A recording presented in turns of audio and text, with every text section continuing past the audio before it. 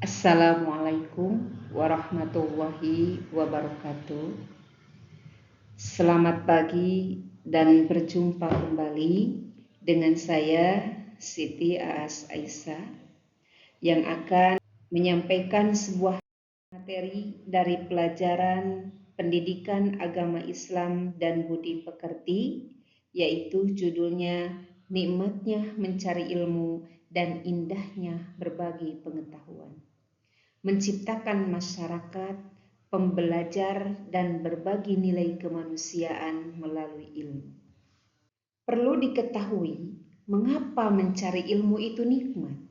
Yang pertama, mencari ilmu itu menjadi sebuah kenikmatan karena dengan mencari ilmu dapat memperkaya wawasan dan pemahaman hidup. Pemikiran kita akan lebih luas dengan kita mencari ilmu. Yang kedua yaitu memberi arah dalam menjalankan kehidupan.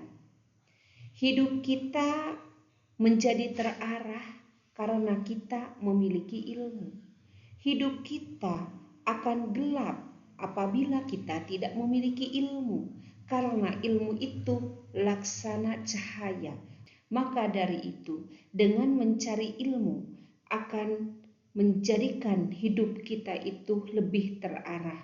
Untuk selanjutnya, ilmu itu menjadi sebuah kenikmatan karena dengan mencari ilmu kita akan menjadi pribadi yang lebih bijaksana. Bijaksana dalam berpikir, bijaksana dalam bertindak, tidak sembrono karena kita tahu aturannya. Itulah pentingnya kita mencari ilmu. Kutipan, barang siapa yang menempuh jalan untuk mencari ilmu, maka Allah akan mempermudah baginya jalan menuju surga. Hadis riwayat Muslim. Untuk selanjutnya, keutamaan berbagi pengetahuan. Keutamaan berbagi pengetahuan yang pertama yaitu menguatkan hubungan sosial. Kita sebagai manusia tidak bisa hidup individu karena kita adalah makhluk sosial, saling membutuhkan. Tidak akan disebut seorang guru apabila tidak ada murid, tidak bisa disebut murid apabila tidak ada guru. Maka dari itu antara guru dan murid itu sangat berkaitan. Itulah yang disebut hubungan sosial. Yang selanjutnya yaitu keutamaan berbagi pengetahuan yaitu menanam amal jariyah. Amal jariyah itu sebuah amal yang mana pahalanya terus mengalir. Sebagaimana dalam sebuah hadis, pahala di antaranya yang mengalir apabila seseorang telah meninggal yaitu ilmu yang bermanfaat. Itulah yang dimaksud dengan menanam amal jariyah. Selanjutnya yaitu membantu orang lain untuk berkembang. Yang tidak tahu menjadi tahu, yang tidak hafal menjadi hafal. Analoginya andaikan sebuah lilin atau bagaikan sebuah lilin. Lilin yang menyalakan lilin lain tanpa kehilangan cahayanya. Yang dimaksud di sini, lilin sudah menyala lalu menyalakan lilin lain, tapi lilin yang menyalakan lilin tersebut tetap menyala dan penerangan pun lebih terang benderang. Untuk selanjutnya yaitu tantangan dalam mencari ilmu dan berbagi pengetahuan. Dalam hidup kita, segala sesuatu pun pasti ada tantangannya, termasuk tantangan dalam mencari ilmu dan berbagi pengetahuan. Kita cari tahu apa sih yang menjadi tantangannya? Yang pertama, yang menjadi tantangannya yaitu kurangnya waktu dan konsistensi. Kurangnya kita bisa memanage waktu dan tidak konsistensi atau istiqomah dalam kita mencari ilmu.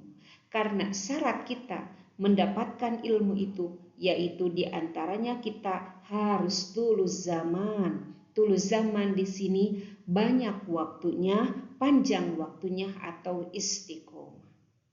Yang kedua yaitu distraksi digital. Tidak aneh di zaman sekarang media digital, dunia maya itu menjadi salah satu tontonan atau menjadi salah satu mainan kita sehari-hari. Dalam setiap aktivitas kita tidak terlepas dari dunia maya. Maka dengan kejadian seperti ini, dengan adanya distraksi digital ini, mencari ilmu itu menjadi sesuatu yang membosankan. Apalagi ilmu agama, karena ada yang lebih menarik, yaitu tontonan di media sosial. Selanjutnya yaitu tantangan berbagi pengetahuan. 1. Ketidaksiapan pendengar. Tak kala kita sudah siap untuk memberikan ilmu pengarahan, sudah siap memberikan pembelajaran, tapi yang mau kita ajarkan tidak siap untuk mendengarkan kita. Yang kedua yaitu perbedaan perspektif, tidak frekuensi. Solusi dan strategi efektif. Cara efektif mencari ilmu. Yang pertama yaitu tetapkan jadwal belajar. Kita membuat jadwal dan kita pun tidak boleh melanggar jadwal yang sudah kita buat. Yang kedua, gunakan teknologi secara bijaksana. Itu akan menjadi solusi dan strategi yang efektif. Selanjutnya tips berbagi pengetahuan. Yang pertama yaitu mulai dengan hal sederhana. Misalkan kita mengajarkan kepada anak didik kita bagaimana cara apabila masuk rumah. Mulailah dengan membaca salam. Itu hal-hal yang sederhana. Yang kedua yaitu gunakan cerita untuk menarik perhatian. Misalkan cerita teladan, sejarah Rasulullah Shallallahu Alaihi Wasallam, sejarah bagaimana perjalanan atau kisahnya Nabi Musa dengan Raja Fir'aun. Itu akan menjadi sebuah cerita yang menarik perhatian bagi anak-anak didik kita dan bisa diambil pelajaran dari cerita-cerita tersebut. Kisah inspiratif. Yang pertama dari Ibnu Sina, filosof dan dokter muslim yang menghasilkan karya monumental seperti Canon of Medicine. Yang selanjutnya yaitu Marie Curie, ilmuwan wanita pertama yang memenangkan Nobel karena penelitian dalam radioaktivitas. Dan pelajarannya, ilmu dan berbagi adalah investasi untuk kehidupan manusia. Kesimpulan dari yang saya sampaikan, ilmu memberikan kebahagiaan dan arah hidup. Ilmu pengetahuan memperkuat nilai kemanusiaan. Kutipan, ilmu tanpa amal seperti pohon tanpa buah. Ajakan dan penutup. Ajakannya mulai hari ini, marilah kita terus belajar sesuatu yang baru dan bagikan kepada orang lain untuk menciptakan dampak positif. Pesannya, perubahan besar dimulai dari langkah yang kecil. Dari saya dicukupkan sampai di sini. Mohon maaf atas segala kekurangannya. Terima kasih untuk segala perhatiannya. Wassalamualaikum warahmatullahi wabarakatuh.